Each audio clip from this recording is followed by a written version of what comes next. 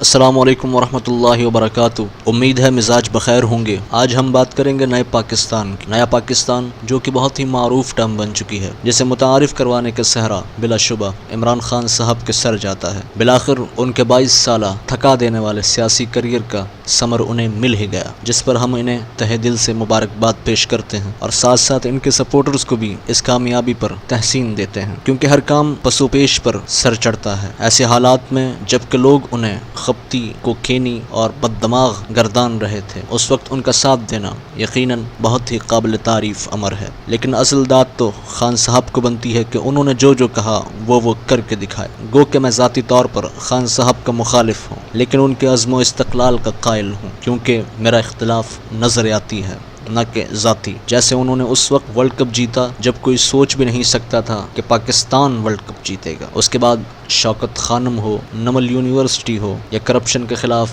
انتھک محنت اور جد و جہد ہو، تمام تر شعبوں میں اور تمام تر باتوں میں خان صاحب پورے اترے۔ اور اب نئے پاکستان کی بات، جبکہ یہی وہ بات ہے جس نے 22 سال سے رلنے والی ذات کو بالآخر وزیر اعظم کی سیٹ کے قریب تر لا کے کھڑا کر دیا ہے۔ اس بار بھی دھاندلی کا شور مچا ہوا ہے۔ فرق صرف اتنا ہے کہ پچھلی بار خان صاحب اکیلے تھے اور اس بار ان کے سوا سب شریک ہیں، کہ حالانکہ عام حالات میں یہ سب ایک دوسرے کی درگت بنانے سے ذرہ بھر بھی دریغ نہیں کرتے۔ واویلا اس بار یہ بھی ہے کہ موصوف کو فوج لائی ہے، لیکن یہ کیا پہلی بار ہوا ہے؟ ارے جناب، اگر اس تبدیلی کے پیچھے وردی ہے تو یہ بھی یاد رکھنا چاہیے کہ پہلے بھی یہ وردی ہی رہی ہوگی، سو گلہ کیسا اور شکوہ کہاں کا؟ پی ٹی آئی جوڑ توڑ کر کے مرکز سمیت پنجاب میں بھی حکومت بنانے جا رہی ہے، جس کے لیے انتہائی پاک باز اور صادق و امین شخص کی خدمات لے کر آزاد امیدواروں کو ہیلی کاپٹر کے جھولے دلوا کر انہیں تحریک انصاف میں شامل کیا جا رہا ہے۔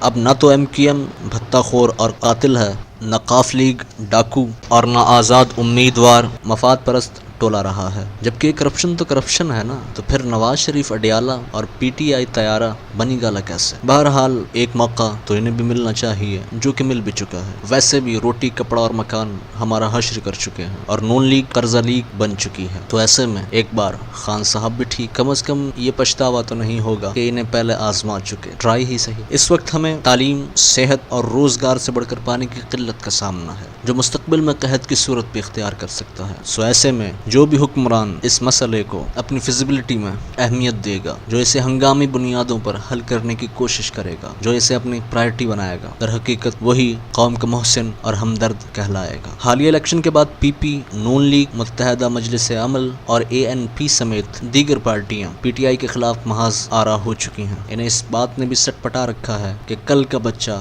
سیاست کے معززین کو آخر چت کیسے کر گیا۔ حالانکہ ہونا تو یہ چاہیے تھا کہ انہیں 5 سال سکون سے پورے کرنے دیے جاتے، تاکہ ان کے پاس نہ تو کوئی عذر بچتا اور نہ جواز، کہ یہ ہوتا تو وہ ہو جاتا، وہ نہ ہوتا تو یہ ہوتا۔ خیر، یہ سیاست کی پرانی روش ہے کہ اگر خود اپنے پیروں پر نہ کھڑا ہوا جا سکے تو جو کھڑا ہے یا جو چل رہا ہے اس کی راہ میں روڑے اٹکائے جائیں یا ٹانگیں اڑائی جائیں، جو کہ ہو بھی رہا ہے۔ خان صاحب نے الیکشن جیتنے کے بعد قوم سے خطاب کیا، جس میں انہوں نے چند معروضات پیش کی یا اپنے خیالات کا اظہار کیا۔ سب سے پہلے تو انہوں نے پاکستان کو مدینہ جیسی فلاحی ریاست بنانے کا اندیہ پھر سے ظاہر کیا، جو کہ وہ اپنی تقاریر میں پچھلے کئی سالوں سے کہتے چلے آ رہے ہیں۔ لیکن یاد رہے، مدینہ کی ریاست میں مسلمانوں کا وقار تھا، حیا کا پرچار تھا اور خلق عظیم کا افکار تھا، جہاں پر توحید پرستی اس نہج پر تھی کہ وہ گردن تو کٹا سکتے تھے، لیکن ایاک نعبد و ایاک نستعین کہنے کے بعد اس سر کو غیر اللہ کے سامنے کسی طور بھی جھکانا